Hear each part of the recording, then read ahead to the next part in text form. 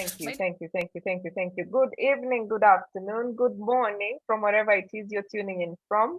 We are very excited to have you this evening. We are really honored to be hosting you tonight. And I know quite a number of questions that have been happening on the WhatsApp groups, especially when we shared the title of the webinar, and somebody has been asking, what is the difference between philanthropist and altruist? And I'm sure our speaker tonight will actually let us know what that is, because I'm sure probably some people are wondering, what exactly are you guys up to? And another friend of mine told me today that this is a PR topic, not an HR. And I said, we don't just discuss HR stuff. We want everything that affects employers and employees. So if fundraising is part of them, which I know for us it is, because in the carpentry school, we'd really like to get funding to be able to reach out to more youth. So we are very excited to be here tonight. My name is Grace Nzula. I'm an HR consultant and trainer with the Tara Solutions, and I host Get It Right with the Tara Solutions, of course, with my colleagues. Kevin, you can introduce yourself. And my name is Kevin Adipo, always a co-host to Get It Right with the Tara Solutions. I'm a HR consultant with the Tara Solution as well. And I am happy today to be here to get to learn how to be a part of and be parcel in fundraising. Thank you, and back to you, Grace. Thank you, Kevin. And of course, we have our sign language interpreter, Madam Catherine Sidandi. Catherine, you look lovely tonight. That color really looks good on your skin, to be honest. Ama Kevin, nimedanganya. Mimi ningesema ingekuwa mambo ingine, but thank God it has come from you.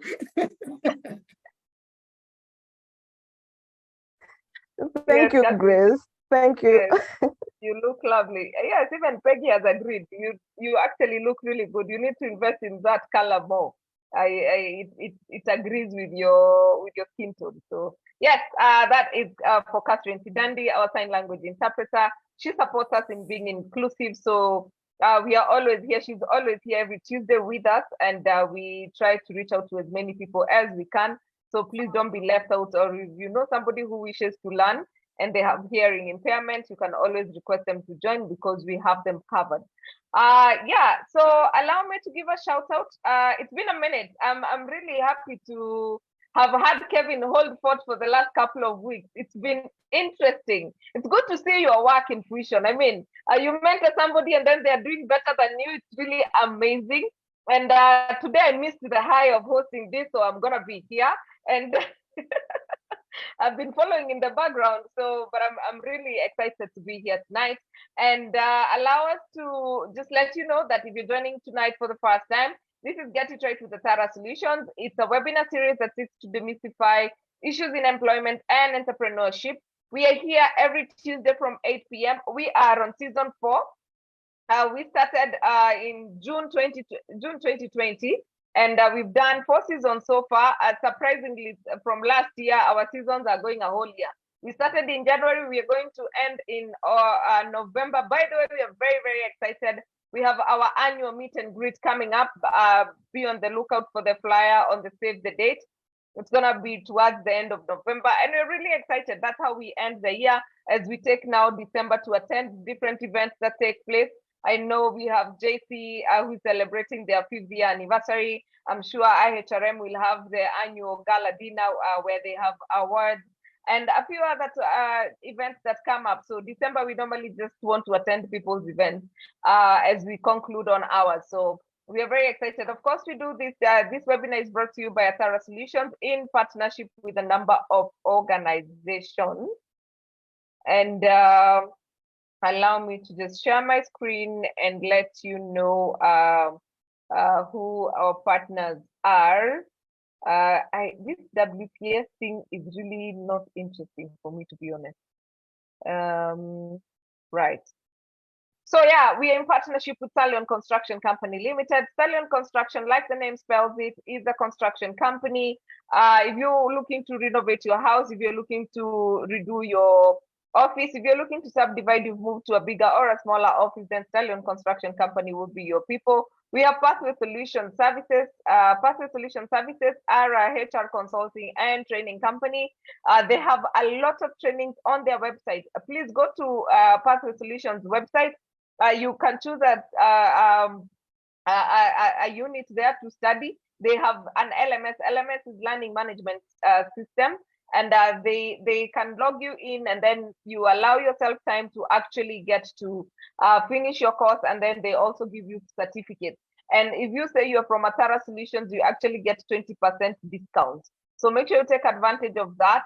We have Vanessa Training Institute. Vanessa Training Institute, I talked about having a carpentry school. It is a carpentry school. If you have somebody who wishes to perfect their woodworking skills, or you yourself need to learn a skill. I mean, nowadays you want to be multi-skilled and self-sustainable. So you need to join. We have a September intake, and it's ongoing currently. Please get in touch with us, and we are going to give you more details. We have Wicklin. Wicklin is a carpet cleaning and cleaning company. They have a machine that cleans carpets within 6 minutes. Please do not stay with a dirty carpet because you have no idea what you're going to do with it. They can actually come to your house. They remove the carpet, and then when they bring it back, they spread it for you. So you don't have to stress over that. They also have come to your house and help you clean your sofa. So please don't stay with those dark edges of your sofas because or your kids have been pouring stuff on the sofa and you're wondering what to do with it. Wicklin are able to sort that out for you. We have Suluhu Mediation Center. Suluhu Mediation Center is a school for mediation. I am a certified mediator, and I did my mediation course with Suluhu. Suluhu if you're looking to become a certified professional mediator, you can join Suluhu. They have Saturday classes, they have weekday classes, they also have online classes, and they have physical classes. So you're spoiled for choice, and their fees is quite affordable. We also have Profiles International. I like to call them people, but their tagline is actually mold culture. Profiles International deal with psychometrics analysis. They are also the only people in East Africa who are certified to offer Genos emotional intelligence coach. So if you want to become a certified emotional intelligence practitioner, then Profiles International will be able to do that for you. We have Kapula Mintito. Kapula Mintito sell cost of goods. If you're looking for vipochopocho, like cashew nuts, if you're looking for sea moss gel, if you're looking for honey, if you're looking for cashew nuts, if you're looking for mabuyu, if you're looking for kashata, then check out Kapula Mintito on their Instagram and Facebook page. We also have El Samea. El Samea is a hotel located in Naivasha. If you're looking for a place to take a vacation, staycation, whatever vacation, then you need to and not the vacation that's doing rounds on Instagram. I had someone say I need some sort of vacation, whether it's medication, staycation, vacation, whatever vacation. But that one is El Samea. They have a beautiful view of the lake, and they also have tea that is normally fair, and then they have a museum. So even if you don't want to go and spend the night, you can just go for a day trip and you'll enjoy. Their food is amazing. Then we have Steadfast Quality Solutions. Steadfast Quality Solutions is a company located in Kampala, Uganda. We appreciate you and your partnership, Mr. Herbert Zake. Thank you for spreading the word about Get It Right to the Tara Solutions. Steadfast Quality Solutions is a HR and public relations company. If you're looking for consultants to support you in HR around Kampala in Uganda, or you're looking for somebody to handle your public relations needs, then Steadfast Quality Solutions would be the right people. And then finally, we have an what do we call this? We are looking for your feedback. This is from Profiles International. We want your feedback on job satisfaction and psychometric assessment. This is a survey that Profiles International is undertaking to be able to suit your needs, and they will actually share the results. So that is a QR code. If you're able to scan it on your phone, you can be able to scan, and then you can be able to give feedback. Of course, we're going to share this after the webinar on our WhatsApp group. However, there are details that have been shared on your chat box. Please make sure you check it out and give us feedback on psychometric assessment and job satisfaction. It's really important that you give us this feedback because it helps in curating proper solutions for you and your organization as you seek to set a better culture for you. And of course, allow me to take this opportunity to invite you for the annual HRM conference. This is going to be taking place from the 23rd to 27th of October. It's going to be in Naivasha, and it's going to be lit. We have a great lineup of speakers. Of course, I will be the moderator. Moderator of choice will be in the house. So please book your seat slot as soon as you can and come. Let's network, let's learn, and let's get to meet as well. So tonight we are looking at fundraising, and we are looking at resource mobilization. And with us is Dr. Joyce Wangari. The last time we hosted her was in 2021 or something like that. And she was not doctor then. So congratulations on the new title. I see the PhD finally came through. And we are very excited and happy to have you tonight. In fact, some of the people here you did your doctorate with, and they were very excited to see you on the flyer. So thank you so much for agreeing to do this. And please tell us, what is the difference between what were you calling them? An altruist and a philanthropist. I need to know the difference. First of all, I need to know where I belong. So please take us through. Thank you so much, Grace. Yes, it's such an honor. I was here in 2021, June. Thank you so much. And honored to see my colleagues, friends. I'm always a big fan of Atara Solutions. So glad. I think we were the first webinar that time, June 2021, to have sign language. So I'm so glad to see Catherine doing that today. And you've been doing that. I'm taking up the challenge for my own trainings as well. Thank you so much for all that you do. We really appreciate you. So my name is Dr. Joyce Wangari. I am a consultant. I have been doing fundraising throughout my career, actually. I also train on the same to individuals, corporates, schools, institutions, and so on. Thank you so much in the comment box. I can see people are quite alive in the chat box there. So we will go straight to the topic on altruism and philanthropy. And we will see definitely where we fall on that spectrum. And today we are talking about fundraising and resource mobilization. I believe you can see my slide. So my website is wangari.africa. You can see more about the work I do there. So I'll be able to take you through a couple of learning objectives. We will do some definitions, obviously, and then we will see the importance of fundraising and resource mobilization in organizations. Atara Solution is very focused on improving HR work for employers and employees. And now we know that resource mobilization is not just in one docket at the corner called fundraising office. Every employer and employee, as Grace has rightfully said, is part and parcel of resource mobilization. And we will also see how to connect altruism to philanthropy. And then we will discuss and explain the features or outline or framework of resource mobilization. Hopefully you get some introductory skills.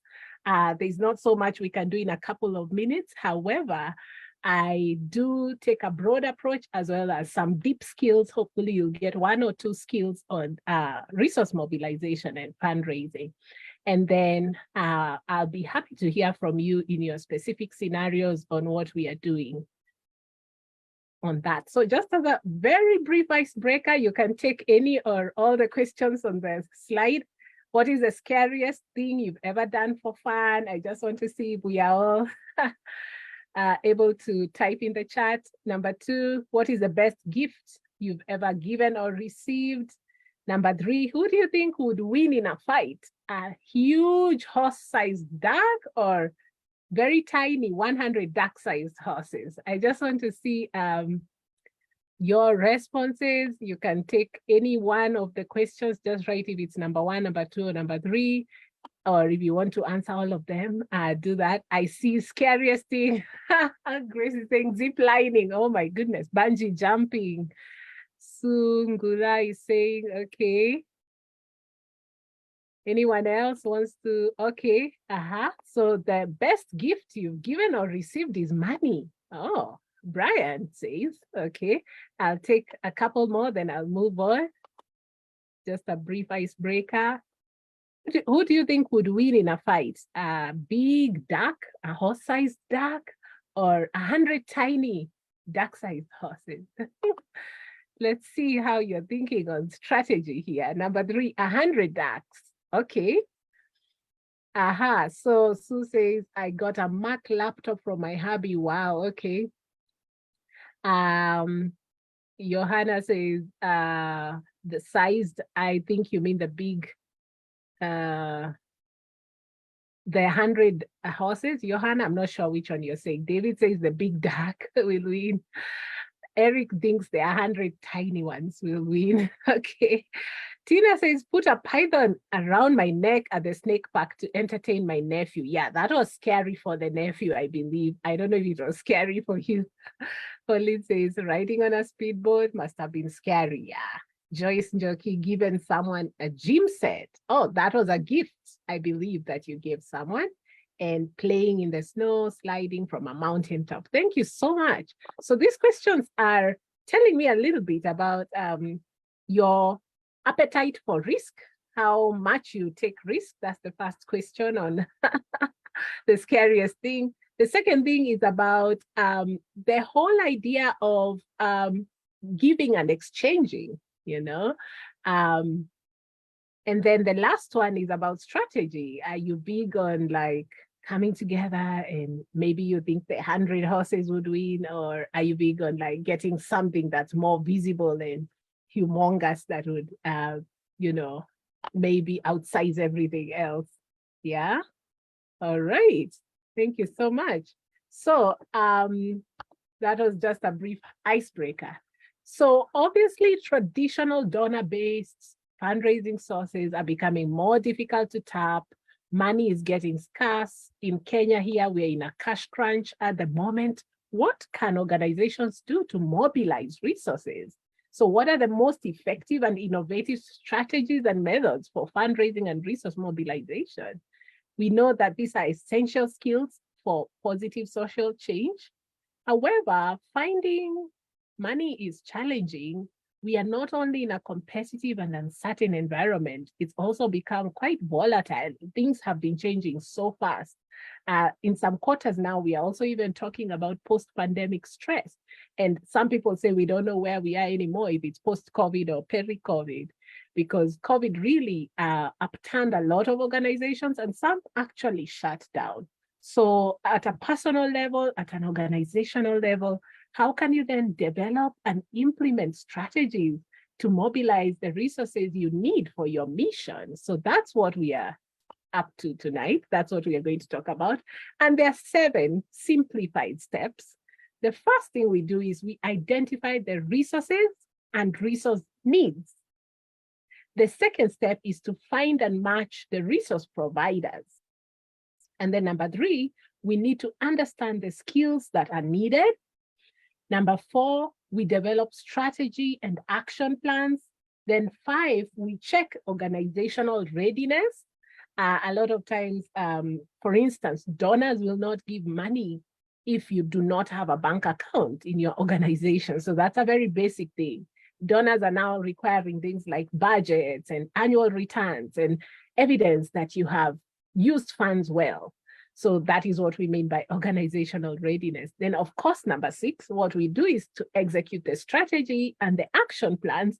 And hopefully number 7, we enjoy the success of resource mobilization. So we are going to be looking at some of the deep skills for each of these steps, or also the broad resource mobilization strategy. So again, back to you in the audience, a few more questions here. What is fundraising? What is a resource? What is resource mobilization? Is resource mobilization the same as fundraising?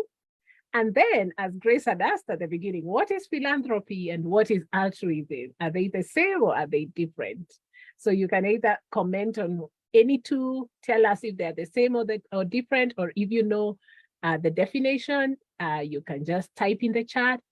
If you don't, you can consult Dr. Google, no problem, and we'll be able to learn together.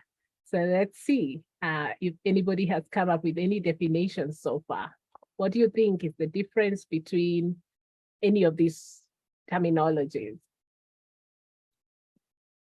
I'll just take a couple of shares and then I'll move on. So what is fundraising? What is a resource? Does anybody know?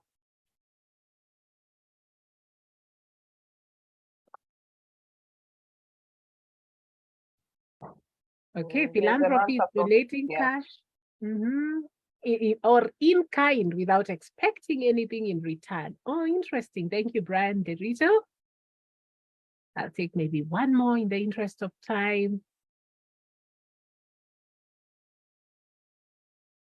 So we have a definition there for philanthropy. Fundraising is external, philanthropy is internal. So keep them coming. I will move on. There's just because actually another feedback here from Amina Mohammed. Altruism is an unselfish act of helping others with no personal interest. Wonderful. Thank you so much. Yes, I see we are following. So far, so good. That's the end of the talk. I'm just kidding. And somebody gave examples of philanthropy. Brian says Ford Foundation, Bill Melinda Gates. Great, great, great. Fundraising is friend raising. That's a sweet one. Okay, thank you, Cordero Edmond. Okay, keep them coming. I'll just move on because of time, but keep your definitions coming. What is fundraising, resource mobilization, philanthropy, altruism? So here are a couple definitions. I'll not read all of them, just a few. A fundraising event is what we are all used to. You've all gotten this WhatsApp link going either into a wedding or a preparation or a funeral or somebody is sick. So a fundraising event is an event intended to raise money for an organization or individual. Yeah, so that's one. I'll also look at resource mobilization cycle, which we will look at in detail. This is the circular process of organizational resource mobilization that includes intelligence gathering and research, matching the opportunity with the organizational mission, values, and work, developing and implementing a strategy to secure the opportunity, and then accounting for the resources obtained and learning from the experience. So we always talk about resource mobilization as belonging to a cycle like I had illustrated earlier. Then I'll take another definition, two other definitions here. Resource mobilization is the act of increasing organizational funds and other resources. And what are resources? Money or any other support. I had somebody saying in-kind support. So it could be aid, any kind of aid needed to meet organizational or even individual needs. So I will leave those other definitions to you. You can look at them later. So obviously, resource mobilization is the process where we identify the resources essential for the development, implementation, and continuation of work for achieving the organization's mission. So it's a means to the end. It obviously takes a team effort. One of the myths and misconceptions is that fundraising belongs to a particular office in an organization, but actually we say that resource mobilization is also about creating new business. So therefore it takes everybody, all hands on deck, and it's always good in a training like this to have, people in organizations who know about pretty much all the functions of the different departments, because resource mobilization is cross-cutting across the entire organization. So it is a set of accountabilities shared by everyone on board, and it is also a management process that has no quick fixes. So some people maybe had this expectation that today we'll only look at, maybe proposal writing, which is what most people think about when they think about resource mobilization. But I'm taking a broader look at, the entire process and what makes it sustainable. So how is it a management process? When it goes down to employer relations, it involves identifying people who share the same values as your organization and taking steps to manage that relationship. Now, what resource mobilization is not, it's not just about funds and raising funds. So fundraising is specific. Resource mobilization is broad.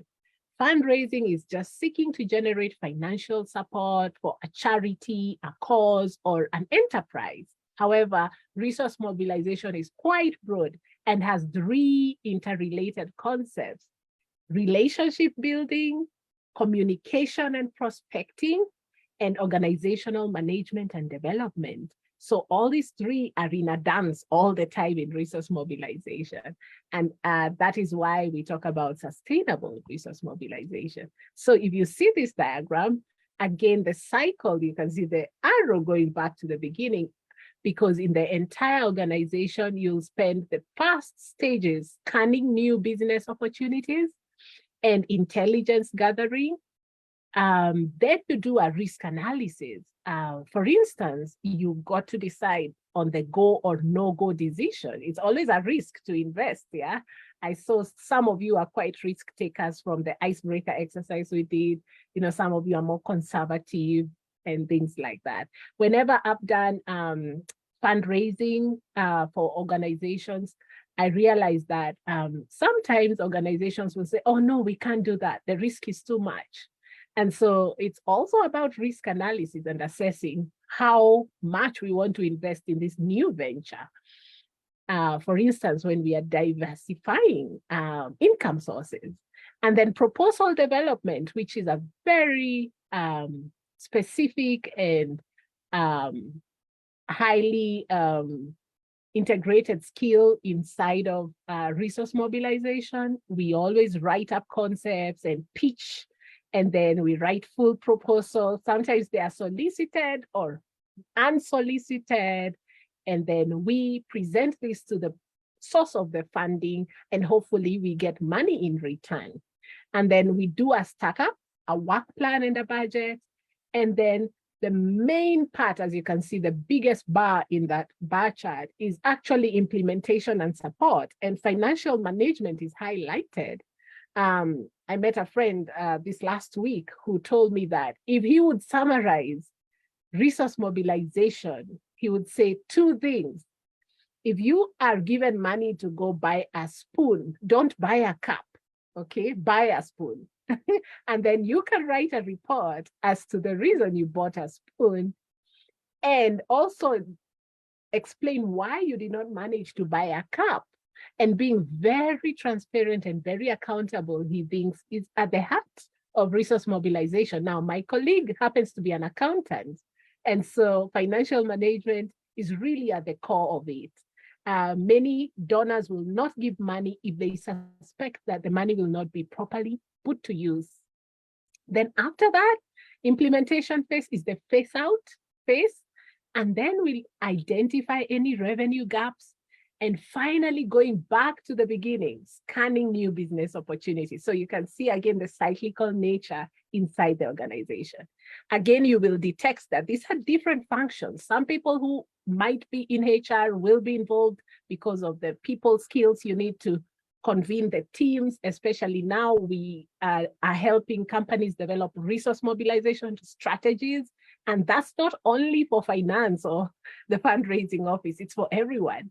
And then operations will be involved because all the programmatic elements have got to be in line.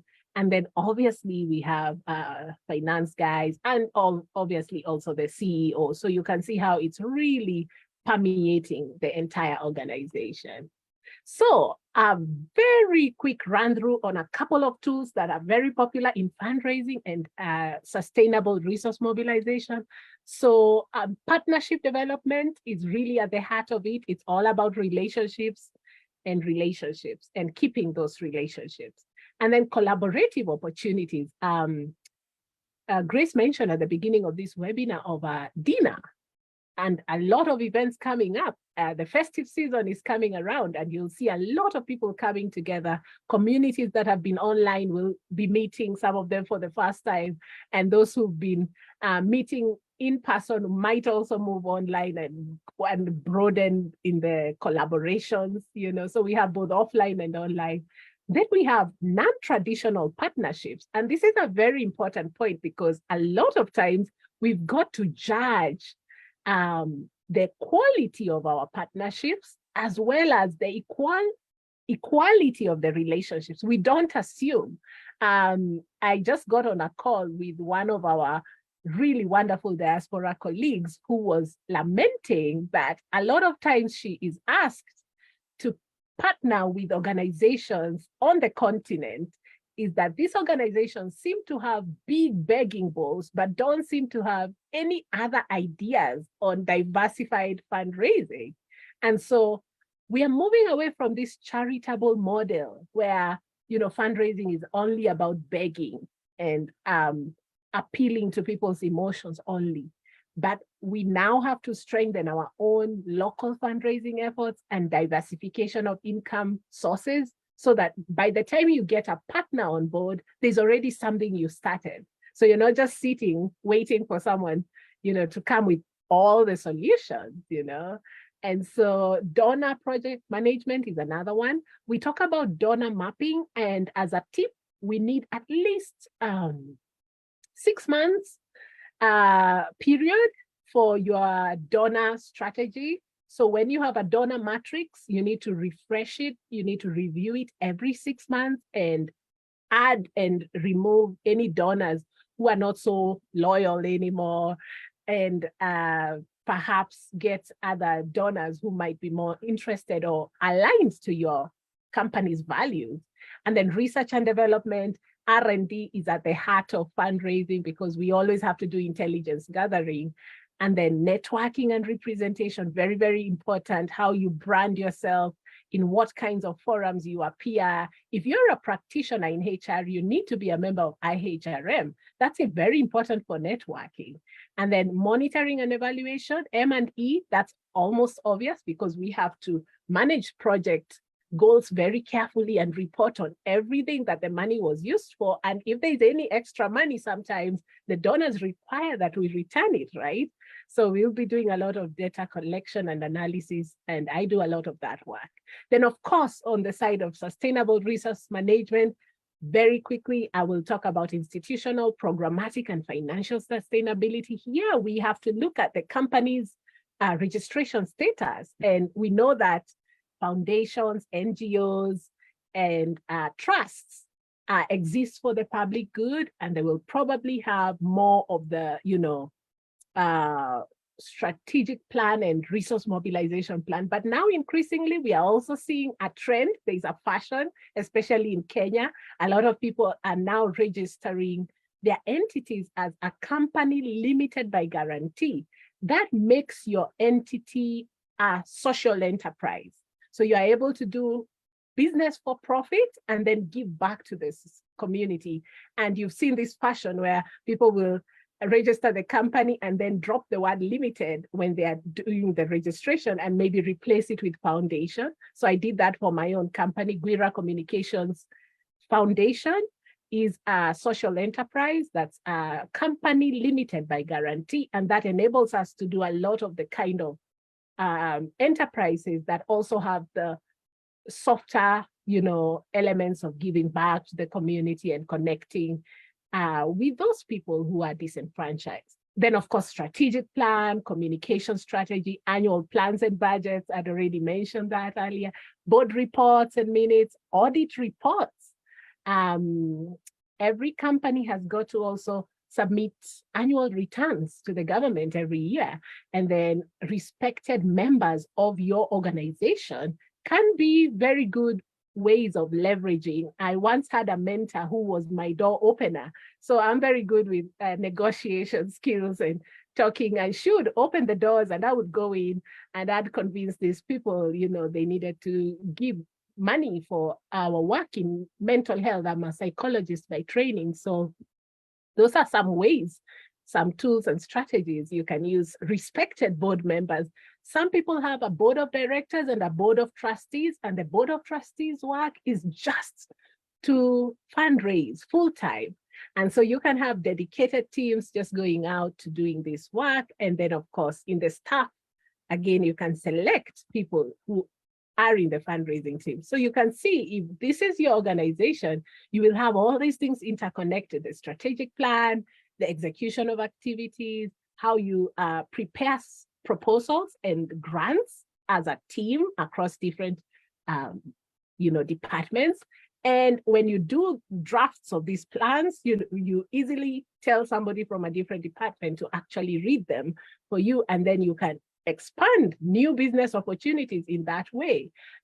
We've worked with companies who were maybe only occupying a couple of countries in Africa, and now they've expanded to more of even non-English speaking countries. So it is possible with just a resource mobilization strategy to build new business. So some fundraising mistakes to avoid, just quick tips. I wish we had time to watch these very short videos, but you can always watch them on your own. One is you need to understand the difference between angel investors and venture capitalists. An angel investor is somebody who is willing to give you money and have a stake in your enterprise. So if your enterprise goes down, they go down with you. They are with you all the way. A venture capitalist can give you money and let it run its course, So we need to really understand the difference between who's giving us and who do we need at that time. And then sometimes we overemphasize on valuation and, looking at our equity instead of really the relationships. Sometimes we forget that we should just be friends to these people who are constantly connected to our vision and who like the kinds of work we do. And then another thing we fail at a lot of times is a common mistake is not enough time validating customer assumptions. So we do assume a lot of things and we don't go checking, So we need to give people a window of time to check. I like using the analogy of dating in fundraising. If you're dating someone and they say, okay, I'm gonna marry you this time next year.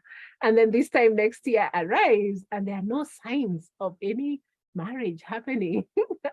So it means that maybe we're not validating assumptions, or we're not asking questions, or, there's some assumptions that are not being fully articulated. So we always need to articulate these assumptions, and then failing to understand go-to-market risk factors. So whenever you have a go-to-market strategy, it's not just about pumping posters and maybe calling people to your business. It's also any other, for instance, connections, reputations. We've seen companies where maybe only one social media incident, ruined the entire, market strategy for the company. So we have to be all round in thinking about fundraising mistakes. So ultimately, we need to be a friend, not a teacher to our funding sources. We need to spend time connecting, listen for what people are up to, not just what they're saying, but what are they really about? And then be present. Don't be so rehearsed when asking for money. Don't be too scripted. So let's now quickly look at the importance of resource mobilization. It helps us diversify and expand resources. You can formulate an independent budget or a fund for a specific project. So therefore, that allows spending and utilization of resources in a planned way. And of course, in that way, it minimizes dependency on others. It is one way to decolonize if we can at least get off a lot of our former colonies and just be quite independent by just doing our own diversification of funding. So it will sustain our organizations and programs and maximize, of course, domestic capital and skills. The government is very keen on this. You'll see that if you're trying to join an NGO and you are a diasporian, you're an expatriate, they make you sign all these forms, how long is your work permit and what contract are you on, because in Kenya, we still need a lot of our own domestic labor, of course. And then it expands relations and it fulfills responsibilities for the community. There are some things that we can attribute to fundraising in the community, and we'll see some examples shortly. So I just wanted to emphasize my philosophy is the Utu philosophy, also called Ubuntu, the humanity philosophy. I am because you are, we go further together. You can only go fast if you go alone, but if we go together, we go far. And then I'm only well if you are well. A person is a person through other people. These are radical and Afrocentric resource mobilization reforms that are going on now. And of course, they are also centered around decoloniality. So what's the power of giving back to the community? You can have a positive impact on individuals, society as a whole. You can remain interconnected, the Ubuntu philosophy. And of course, let's look at some successful local community projects that have been initiated and sustained through philanthropic efforts. One major one, of course, a lot of initiatives in education. We've seen entire societies and communities that have improved access to quality education because somebody gave charity, somebody gave out just out of their own voluntary contributions, and they were able to support a lot of training programs. I had about one with Atara, the carpentry that's also reaching out to the community. That's amazing. So in my sector, in healthcare and well-being, we have a lot of philanthropy that enables a lot of underserved populations to improve access to healthcare. I work a lot with the deaf and hard of hearing, so I'm really excited that this show always has a sign language interpreter. And so one of the other examples I can give in this sector is the Rotary. The Rotary have done amazing. And did you know that they were responsible to eradicate polio for a long time in Kenya because of their networks and just coming together and contributing for that cause? It's possible to actually eradicate an entire illness, Another one is cultural preservation. Whenever people have been philanthropic, we've been able to at least preserve our rich cultural heritage, traditions, and languages. And these are things that only happen when people come together as a community. And we've seen a lot of such initiatives. Then, of course, I had to talk about innovations and disruptions. When we say disruptions in the industry, we mean cutting edge innovations. Right now, we have crowdfunding campaigns. In some sectors, Kenyans are renowned for giving more in person, but in other sectors, they are giving more online. So we will see some tips, hopefully, on how to improve online crowdfunding and even the use of AI, artificial intelligence, and how we can leverage social media. So those are very, very innovative strategies that local businesses are using. And increasingly now, you'll see that a lot of funding is going to smaller companies rather than NGOs. So I think that's why we also have a lot more people registering, as social enterprises. Then collaboration and networking, that goes without saying. And then transparency and accountability is also one of the other Utu imperatives. And then obviously with Utu, we will also have sustainability, long-term impact, empowering individuals to give, even in small ways. And remember, giving is not just monetarily. A lot of people are giving. I know a lot of you are giving your labor, your time. Sometimes you probably volunteer in old elderly people's homes or in children's homes or in homes for people with disabilities and so on and so forth. That's amazing. So let's take a moment now and just mention any local philanthropists or organizations that you know that have made a significant impact on Kenyan society. It's always good to celebrate any achievements when we have had successful examples of fundraising. So if you know any, please do. Yes, I see some here being celebrated. Aga Khan. I hope you are not only saying where you're working, but the ones that are known. Yes, Safaricom, thank you. Yes, we do have very excellent examples of giving here in Kenya, Chandaria, UNICEF, which is quite global. UNICEF is doing amazing work as a UN agency for children. Equity Bank, yes, KCB Foundation. A lot of them are very well known and they're doing amazing work. Somebody has said include disability inclusion as well. Yes, a lot of companies like now in the last quarter are looking to see where to give. Nudipu, the Shah community. Yes, thank you. Keep them coming. I'll just move on because of time, but keep them coming. So obviously, philanthropy is the love of humankind. It is an older concept compared to effective altruism.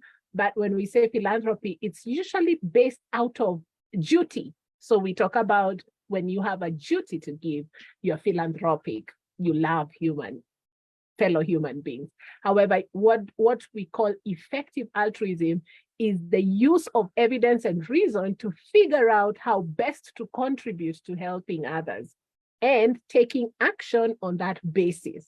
So you can see in the picture, this person used evidence and reason and thought about, okay, how best can I help somebody else? And I liked the definitions that I also saw in the chat. They were very well said.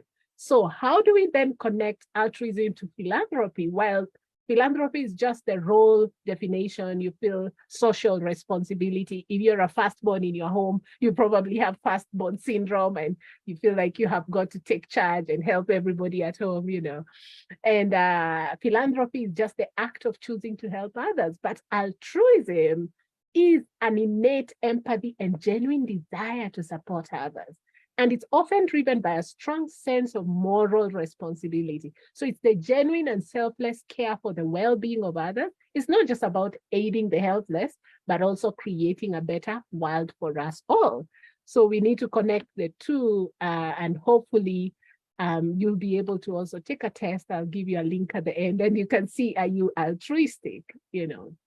So this is very important, especially in partnerships building. As I was saying earlier, NGOs and the voluntary nonprofit sector are ultimately based on altruism and philanthropy.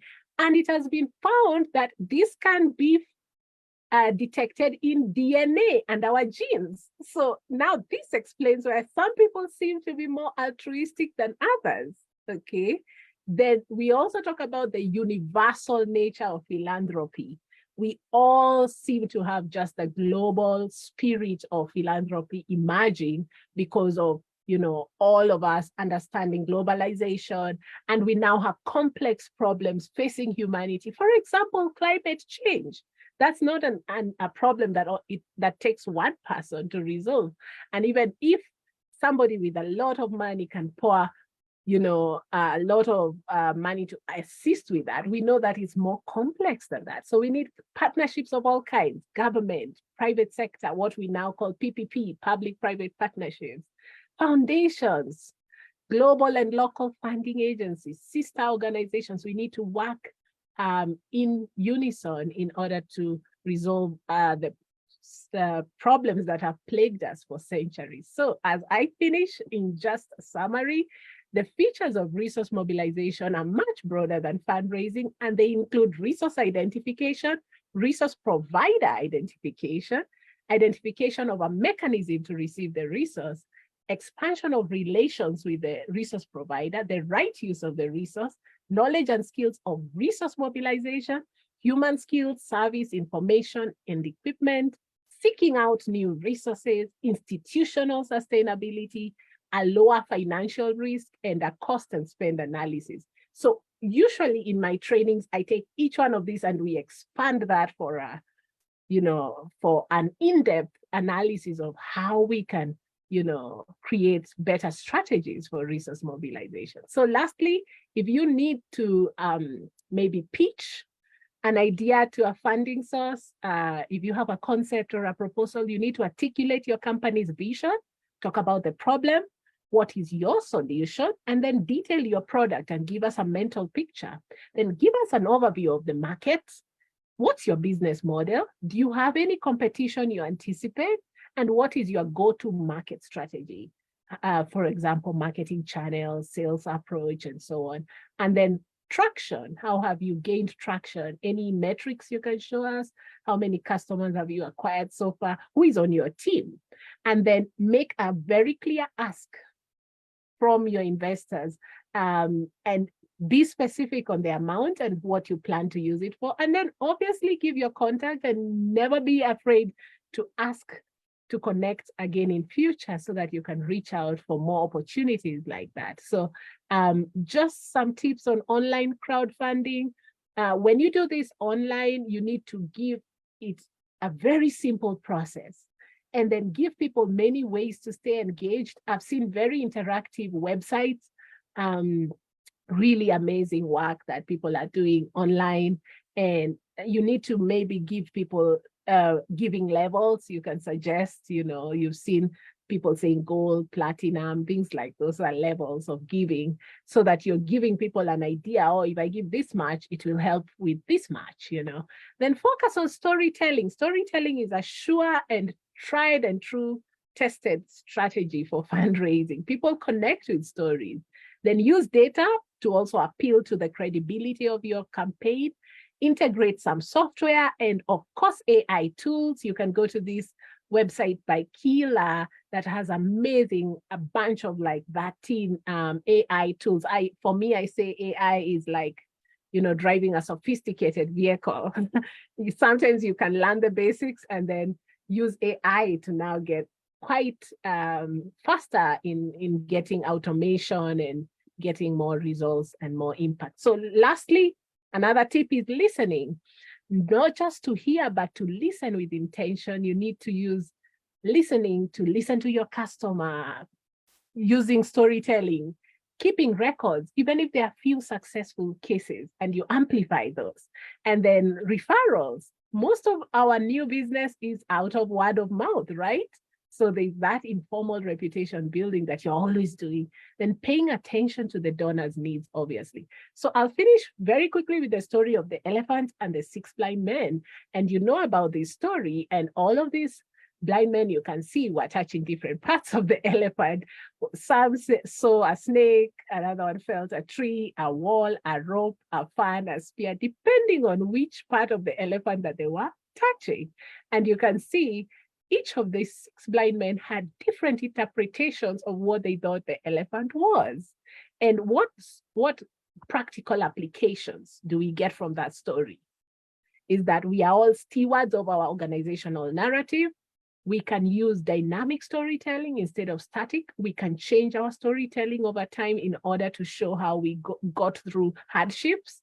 And then we can schedule the messages and the audience mix, targeting the different audience segments. So with that, finally, I want to say that self-awareness is the first step in resource mobilization. So it's always good to know yourself deeply. I am a psychologist, so I'll obviously request you to also find out your personality type. You can go to this free personality assessment called 16personalities.com and take the test. And you can also take more tests and find out if you're altruistic. It would be really good for you to test if you have pro-social attitudes, if you are a charitable, generous person. And I think that would be really amazing just for your own self-awareness. That is where it all begins. And I think we can all make a better world together. Thank you so much. And I'll now be happy to take any comments or questions. Amazing, amazing, amazing. That is a full class. Today we are taking notes and figuring out, and I like the fact that we can actually test to see which side we belong to. Now we have a couple of questions, and I think we can just jump right on it. But before that, allow me to mention that this webinar is brought to you by Atara Solutions in partnership with Pathway Solutions and Profiles International. There's a question here from Anne.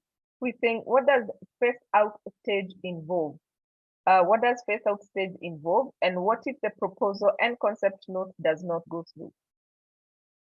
Yeah, thank you for that. So phase out phase at the resource mobilization stages is where now you have completed implementation. And of course, there is where a lot of reporting is being done.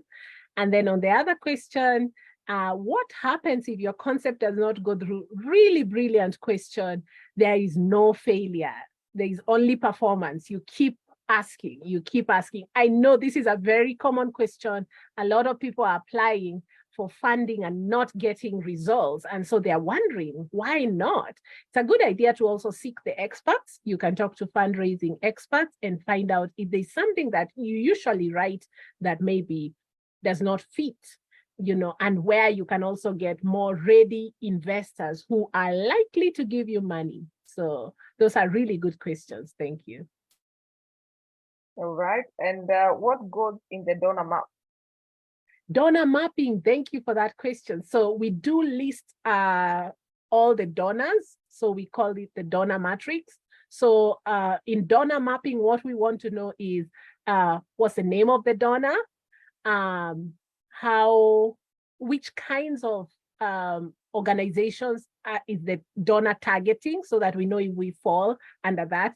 Remember recently, like what happened, Kenya was delisted from low income countries. We are now a lower middle income countries. And what did some investors do? They walked out of Kenya because we are doing better in our GDP. So you always have to know, what are the donors looking for? So if they say, we only want one country from East Africa, and you can see last year they gave another country in East Africa. So we map all these details of what donors need in the donor mapping tool that should be revised every 6 months.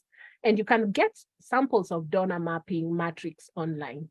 Thank you. All right. And the same Anne is asking, what specific risks are involved in resource mobilization at that particular stage? I think she asked when you were just discussing the stages.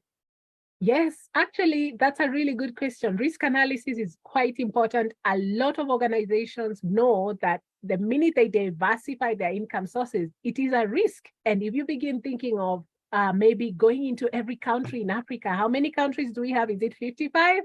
So if right now you're only in Kenya and you want to go across Africa, so there's always a risk, all kinds of risk because of new business. And we know even supermarket chains, I'm not going to mention names, that actually completely died after they began to, open new outlets. So we know of brands of even supermarket chains in Kenya, which actually are not there anymore, So there's always a risk because if you do not properly manage the sustainable resource mobilization strategy, if you do not manage that, then you're likely to go into losses and then close shop. Okay, and then they need to ask, does the same pitch apply to nonprofit when you're speaking about pitching? Thank you so much for that question. So we know that for-profit enterprises have a different ballgame than non-profit. Non-profits exist for the public good. So you open an NGO, a foundation, or a trust if you want to give back and serve the public. So we do have a slightly different sets of strategies, but generally speaking, for-profit enterprises, their main aim is to the bottom line is to make profit. However, for nonprofit is to serve the public good. So you will find a variety in strategies for resource mobilization. Correct. And there are some comments coming in from Uganda, from Kenya, from Tanzania, among other places. Somebody's asking for the presentation. Yeah, so there's Cordero who's saying, on the use of AI, how effective is ChatGPT for proposal writing? Thank you so much, Edmond, for that question. I get asked that a lot. I also train people in research. And actually, the problem with AI tools is that they will give you computer-generated language. So it's very important to then check and correct. It can help you write things faster, but it's always good to have the human eye to go through and just, return it back to human language so that you remove all the nonsensical words. So it may not be 100% effective, but it may help you to automate a lot of your functions. So that's what, AI and ChatGPT is offering us.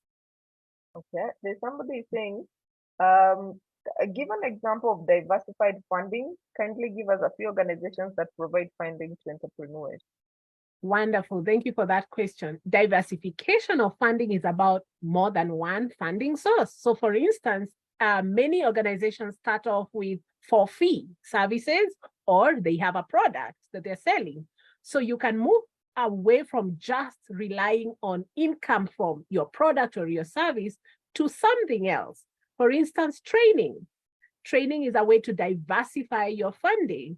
You don't have to only do, you can now begin to give B2B, business to business services. You can realize which businesses may need capacity strengthening. So that's just an example. And then on sources of funding, some of our foundations that were mentioned even in the chat are giving funding. I've seen a couple being mentioned there that I know they give funding, like Safaricom, they have a very big CSR project. KCV, they all are giving money. Nowadays, it's easy to know where fundraising sources can be because of technology. You can go online, and depending on your sector, all you need is to sit out online and type up a few things, call a couple of people. So I think the best answer to that question is I can teach you how to go catch the fish. So you are able to go find out, depending on your sector, who are the people pouring money. There's a lot of money being poured in tech. There's a lot of money being given to women. I'm sure you've noticed, especially in Africa, and young people. So you can always team up with people of that gender or age in order for you to, benefit from the funding that's going around. And then we have another question. Give examples of fundraising software. Yes, so I think what I'll do, I'll share this link that I had mentioned with the AI tools from Kila, and she has amazing about 13 different ones. I'll not be able to go through all of them right now, but using these AI tools would be really, really nice. There are so many fundraising software. Some of them are like accounting software, that the regular ones that we use just in order to manage funds. And then there are a couple of other AI fundraising tools. So there we go. All right, thank you very much. And I think Rose Wamboi just finished organization training on emotional intelligence. That will be Profiles International. Scholar, if you're still here, please type in your contact details, Rose Wamboi. You can also get in touch with me, grace@atarasolutions.co.k. But Scholar, if you're there, please share the details on Profiles International and the Genius Intelligence coach. Brian says, how advisable is it to move from charity to profit, to for profit? Yeah, great question, Brian. Thank you so much. So if you want to define your entity very clearly, then you will know whether it is advisable to move from charity to profit. So what do you want? What do you really want to do? So a lot of charity programs can exist under a for-profit, like I said earlier, like a social enterprise. We can also have NGOs who also do training, for fee training. So it's not to say that if you're in nonprofit, then you should never have money. There's this connotation that nonprofits should always be poor and should never have any money. And I don't think that's true. Being nonprofit actually means that you're really at the heart of altruism, and you're getting a lot of people to give both, in kind and monetarily. All right, and then there's somebody who has written. Yes, I'm seeing a question on. Yeah. Helen Muranga. Helen, yes. Yes, thank you, Helen. So individual fundraising, very distinct from organizational fundraising. I'm sure we've all gotten these WhatsApp links being invited to fundraise for one event or another. So of course, in organizational fundraising, you have the chance to work as a team, and in individual fundraising, it might be for your own, personal reasons. But we usually say resource mobilization can start from just at home, family, friends. You get people enticed to your vision. It's all about sharing your vision. So I would say you can also develop your skills in organizational fundraising through individual fundraising. I hope I've answered you, Helen. And then David is saying, kindly share a bit about your personal interest you may have towards the deaf community. Yes, I've worked 17 years in the mental health space, and I always gravitated towards people with disabilities. So my specialization area, born out of family and friends' experiences, is working with people who are deaf and hard of hearing.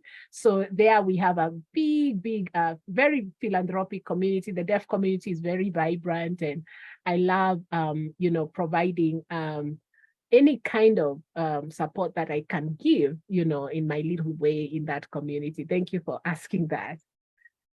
Okay, more questions. So yeah. I think, Grace, we should be here all night. I tell you, we'll, I think, pick these two as the last ones, and then we shall do. Sure.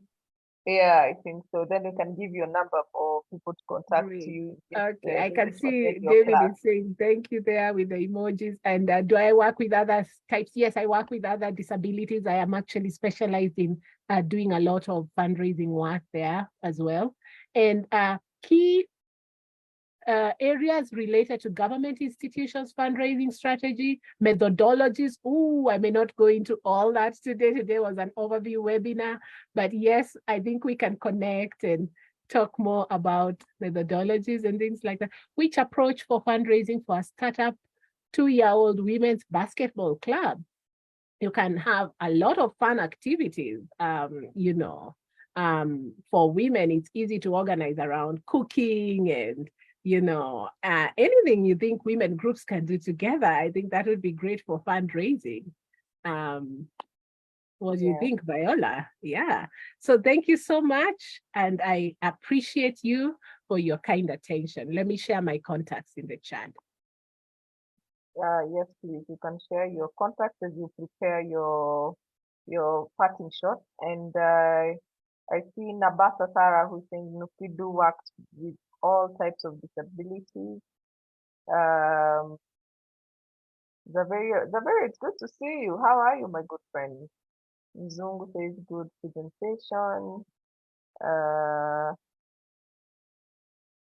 Right. I think you can now tell us when would be your next presentation. Joyce runs a class. You can join her classes. In terms of Atara Solutions, next week we have we are here looking at how you can publish your book if you're looking to become a writer. I just learned the other day that you can actually publish a book by yourself.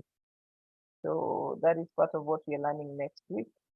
But if you're looking for Joyce, she runs classes on fundraising and resource mobilization. Among other sessions, you can, of course, get in touch and we'll be able to share with you the details. Joyce, you can give us your parting shot. Yes, so fundraising and resource mobilization is part and parcel of our community development, and we all have a role, and hopefully we have learned some skills today and improved our attitudes towards effective and successful fundraising. Thank you very much. All right, thank you very much. And allow me to thank you, Dr. Joyce, for being here and also for taking your time to prepare for this and sharing your knowledge freely. And we really appreciate that you are also able to answer the questions as much as possible. To our audience, please make sure that you keep it here. Every Tuesday, we are here from 8 p.m. You can get a hold of this recording. It will be uploaded by Friday on our YouTube channel. Our YouTube channel is Get It Right with Atara Solutions. And of course, if you're not on our WhatsApp group, please join our WhatsApp group. The link has been shared on, the link has not been shared with everyone. Let me just do that. Just 1 second, everyone. Please join our WhatsApp group and be able to get to know what's happening with the Tara Solutions. There you go with the with our link. And of course, thank you, our audience, for being part of us and always making it here. If you've heard this for the first time, just know that there is something interesting that happens every Tuesday from Atara Solutions. And here we seek to demystify issues in entrepreneurship and employment. It's good to see you, Nelson Mukuri. It's been a minute. We need to have tea. Thomas Morioki says we need to have her back. Okay, we shall make arrangements. So, but make sure that you join. I think she has classes every so often. I think I see the ads almost every other day on fundraising, on research. Joyce teaches on a few things, SPSS, among other things. So you can be able to get in touch with Wangari and she'll be able to take you through. Yes, share the link. Yes, we have shared our WhatsApp group link. Please join us and get to know what's happening with the Atara Solutions. And as always, it's a pleasure to see you, and we are looking forward to next week as always. My name is Grace Ngula. I'm your host, and if you're looking for any training, Atara Solutions is a one-stop shop for training, so please do not get stuck on any possible training that you may have. We will point you either we will do it or point you to the right direction on who can do that for you. Of course, we appreciate you for keeping it, get it right. I hope you're getting it right in your institutions because this is where we support entrepreneurs and employees to make sure that you're getting right. We have our Kathleen Sidandi, the sign language interpreter. We really appreciate you, madam. Sorry. Thank you so much for being here, and thank you for always showing up on for us and for the community. And of course, we thank you, Kevin. Thank you, the team at Atara. I see Jacinta is on the panel today. Thank you guys for your support, and of course, the other team on Atara Solutions that's also not on the panel where we can see your screen. So thank you so much, guys. We really appreciate you. And audience, see you next week on Tuesday, same time, same place, as we look at how you can publish your book. That is the next topic. And then from there, we're going to be discussing, hopefully we will get the proper speaker, and we will be looking at housing levy, which has been which is being implemented as part of the housing, or rather the finance bill, and this is affecting the whole of East Africa. So don't think this is a problem for Kenyans only. It is going to affect you, especially if you're running a company that has roots here. So making sure that you join us. Yes, the Finance Act. Yes, thank you. So see you next week, same time, same place, as we look at publishing books. And as always, I've been your host, Grace Njula, with Kevin Adipo and Catherine Tidandi. See you next week, same time, same place.